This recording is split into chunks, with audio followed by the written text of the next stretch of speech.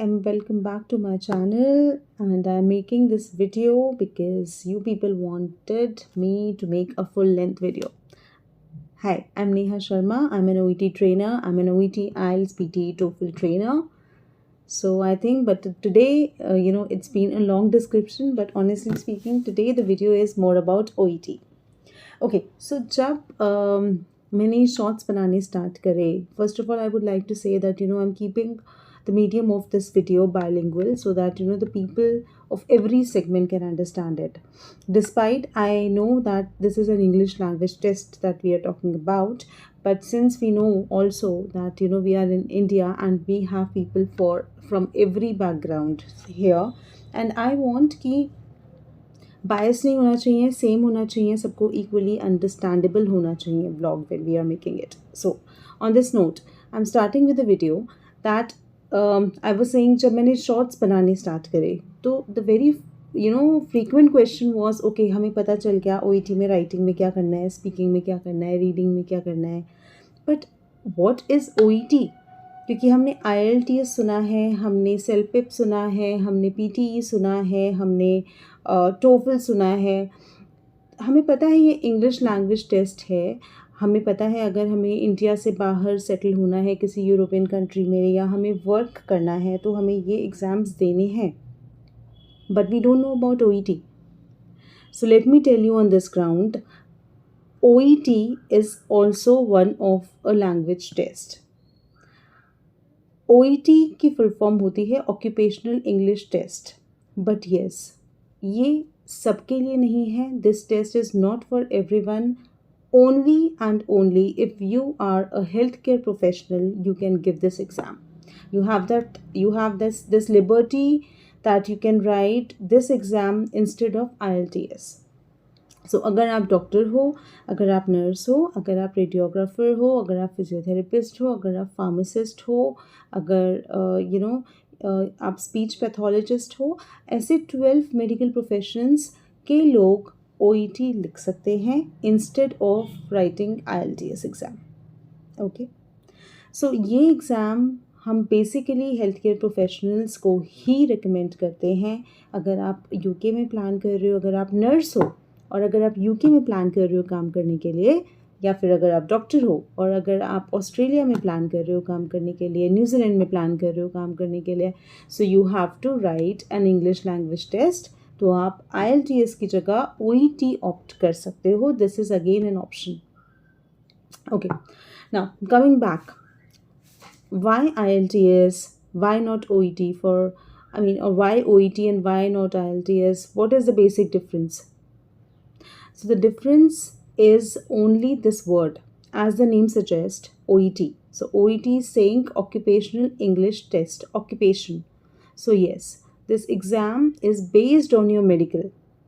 तो जब वो आपके नाम में ही है मेडिकल, अगर मुझे मेरी लाइन में से कोई क्वेश्चन पूछा जाए, कोई टॉपिक आ जाए, so I will be more comfortable.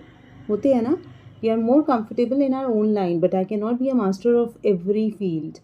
जैसे मुझे किसी चीज़ में इंटरेस्ट नहीं है तो मुझे नॉलेज भी उसके बारे में कम ही होगी, because I restrict my self to take knowledge in to that because I don't have any interest in that, right.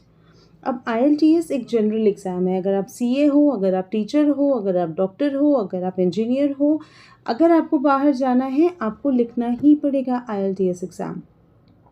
But OET is specifically medical based. तो इसमें बेनिफिट क्या होता है, अगर आप नर्स हो तो आपका मेडिकल बेस स्ट्रॉन्ग है तो आपको ये ईजी रहेगा. अगर आप डॉक्टर हो, आपका मेडिकल बेस स्ट्रॉन्ग है, आपके लिए अगेन ईजी रहेगा. आप रेडियोग्राफर हो, आपका मेडिकल बेस स्ट्रॉन्ग है, आपके लिए this will be more comfortable. ठीक है. मॉड्यूल्स इस एग्ज़ाम में सेम होते हैं, चाहे आपका IELTS हो, चाहे आपका PTE हो, चाहे आपका TOEFL हो. इन सब एग्ज़ाम्स में आपके 4 मॉड्यूल्स होते हैं जिन पे आपको जज किया जाता है. दैट इज़ आपका रीडिंग, आपका राइटिंग, आपका स्पीकिंग और आपका लिसनिंग. सिमिलरली OET में भी आपके 4 मॉड्यूल्स होते हैं जिस पे आपको हम लोग जज करते हैं, reading, writing, speaking and listening. Difference क्या है, कैच क्या है? कैच इज़ कि इसमें रीडिंग भी आपका मेडिकल बेस्ड होगा, इसमें राइटिंग भी आपका मेडिकल बेस्ड होगा, इसमें स्पीकिंग भी आपका मेडिकल बेस्ड होगा और इसमें लिसनिंग भी आपका मेडिकल बेस्ड होगा. How? Coming up to that. Description मैं अपनी नेक्स्ट वीडियो में पर मॉड्यूल आपके साथ में शेयर करूँगी, तो प्लीज़ कीप वॉचिंग. और अगर सब्सक्राइब नहीं किया है तो please subscribe the channel. Okay, तो descriptive videos I am going to make for each module. Reading की अलग, राइटिंग की अलग, स्पीकिंग की अलग और लिसनिंग की अलग. But in nutshell I would like to tell कि जब हम रीडिंग की बात करते हैं तो उसमें अनसीन पैसेजेस आते हैं जिसमें से आपको शॉर्ट आंसर क्वेश्चन सॉल्व करने होते हैं. अब IELTS में वो अनसीन पैसेज जो है वो किसी भी बैकग्राउंड से आ सकता है. It can be from the dinosaurs, it can be from space, it can be from rock salt export, anything. लेकिन OET में वही रीडिंग पैसेज आपका किसी मेडिकल रिसर्च पेपर या मेडिकल रिसर्च आर्टिकल में से ही आएगा. तो कई बार मेरे स्टूडेंट्स इतने एक्साइटेड हो जाते हैं क्योंकि उनको जो टॉपिक आता है अनसीन पैसेज में वो इतना फेमिलियर होते हैं उससे कि they don't have to read the entire passage also and they just start doing with the questions, right? So this is a benefit, this is an advantage that you have. Then next module writing. In writing अगर आप किसी भी और writing से compare करते हो, IELTS से compare करते हो अगर, तो IELTS में भी आपकी जो राइटिंग टास्क होते हैं, पहली चीज़ 2 राइटिंग टास्क होते हैं. 1 तो आपको ऐसे लिखना होता है. सेकेंड राइटिंग टास्क अगर जनरल IELTS लिख रहे हो तो you have to write a letter. अगर एकेडमिक IELTS लिख रहे हो तो you have to describe an image, right? But in OET you only have to write one letter. Yes, only one writing task is there when you talk about OET, and that too you don't have to think about the ideas or the thought process from your side to write this letter. You will be getting the complete discharge summary, you will be getting the complete notes, और उनको पढ़ के आपको जिसको letter लिखना है उसके हिसाब से you have to filter the information. तो ये इन्फॉर्मेशन कैसे फ़िल्टर करनी है I will tell you. Again जब हम राइटिंग का मॉड्यूल डिस्कस करेंगे तो I will tell you how to filter this information from the context to whom we are writing this letter. Okay, let's move to the third module now. So third module is speaking.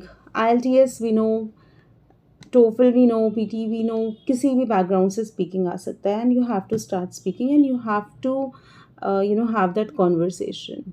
But in OET, you will only be getting the topic from medical background.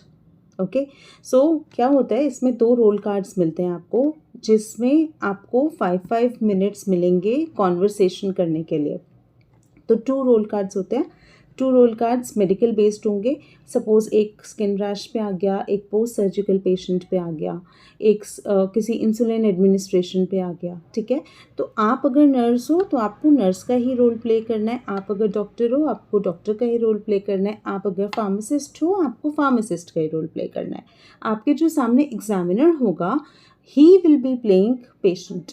तो आपको अपना level high नहीं करना है, आपको अपना level down करना है, आपको अपना लेवल सिंपल करना है. आई एम नॉट सेइंग कि लेवल डाउन करना है मतलब English wise.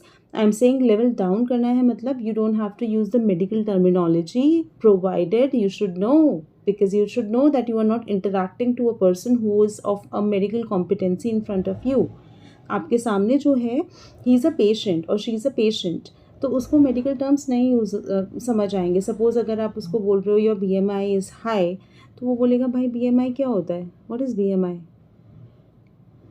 Right? So you अगर आपके मुंह से निकल भी गया कभी कि हाँ BMI हाई है आपका, तो आप एक सेंटेंस ऐड करो और आप बोलो I am sorry, I mean to say that your weight in comparison to your height is high. Okay, so we need to simplify him because you are talking to a layman. तो आपको वो condition दे रखा होगा, वो card आपके सामने ही रहेगा जब तक आप ये रोल प्ले करोगे. 3 मिनट्स मिलेंगे आपको प्रिपेयर करने के लिए जिसमें आप नोट्स भी बना सकते हो. 5 मिनट्स मिलेंगे आपको कंडक्ट करने के लिए जिसमें आपको कॉन्वर्सेशन करनी है. माइंड यू, एग्जामिनर जो आपके सामने बैठा है, first of all he or she cannot give you the score. ये रिकॉर्ड होगा, रिकॉर्ड होके it will be going to Melbourne for final assessment. Point 2, आपके रोल कार्ड में जितना गिवन है उस इंफॉर्मेशन के अलावा examiner can not ask anything beyond, okay. उसके अलावा एग्जामिनर आपसे कुछ नहीं पूछ सकता। तो please don't get this doubt in your mind कि मुझे सारे बीएससी वाले या अपने मेडिकल वाले टॉपिक्स दोबारा से फोल्डर्स खोल के क्या रिवाइज करना है। नहीं, कुछ करने की ज़रूरत नहीं है। अगर मैं नॉन मेडिकल बैकग्राउंड से हूँ तब भी I can read that role card and I can still give the role play, I can still conduct. तो आपको सिर्फ एक्ट करना है। एक्ट करना है मतलब सिर्फ क्या चेक कर रहा है एग्जामिनर, जो आपका स्कोरिंग होगी वो किस बेसिस पे होगी। वो चेक कर रहा है आप कितनी इफ़ेक्टिव कम्युनिकेशन बिल्डअप कर सकते हो, आप कितनी सिंप्लीफाइड वे में पेशेंट को सेटिस्फाई कर सकते हो, आप कितनी जल्दी उसको रीअश्योर कर सकते हो, and how attentive you are when the patient is saying something to you, how you are absorbing the things and how you are replying back. So this is the first thing, that these are the things that primarily are being noticed when your scoring is done. Okay, only the last module is left, that is listening. So in listening also, अब हम कैसे करते हैं listening, that you will be listening to audio. तो आप audio सुनते हो. Normal other exams में भी लिसनिंग का मत समझ में आता है. लिसनिंग मीन्स आपको ऑडियो सुनना है, ऑडियो सुनने के बाद आपको शॉर्ट आंसर क्वेश्चंस करने हैं. सेम आपको ओईटी में भी करना होता है. यहाँ पर बेनिफिट क्या होता है आपको कि जो आप कॉन्वर्सेशन सुन रहे हो लिसनिंग में, वो किसी भी बैकग्राउंड से नहीं हो सकती. जैसे आईएलटीएस में it can be the conversation जिसमें इंडक्शन चल रही है किसी कंपनी की, या फिर ट्रिप प्लान चल रहा है कहीं पे. बट ओईटी में क्या होता है, ओईटी में आपकी जो ये कॉन्वर्सेशन होगी ये सिर्फ आपकी मेडिकल बेस्ड होगी. तो या तो पेशेंट और डॉक्टर इंटरैक्ट कर रहे हैं आपस में, वो वाली हो सकती है, या फिर कोई डॉक्टर है and he is giving a monologue on some medical related topic, वो हो सकता है. So it will be whole solely medical based. तो ये भी हमारे लिए एक एडवांटेज है. अगर कहीं पे मिस हो जाता है कोई पार्ट आपसे, तो आप खुद भी रिलेट कर सकते हो, उसको खुद भी रिकॉल कर सकते हो, खुद आइडेंटिफाई कर सकते हो कि शायद ये हो सकता है, because you have thorough knowledge in to it.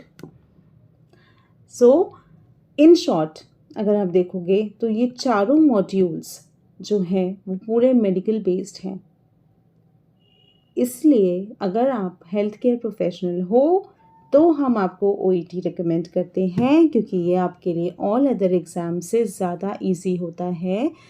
Reason being आप इस लाइन में काम कर रहे हो एंड आपकी लाइन का nobody knows better than you. Okay, so on this note I am wrapping up this video.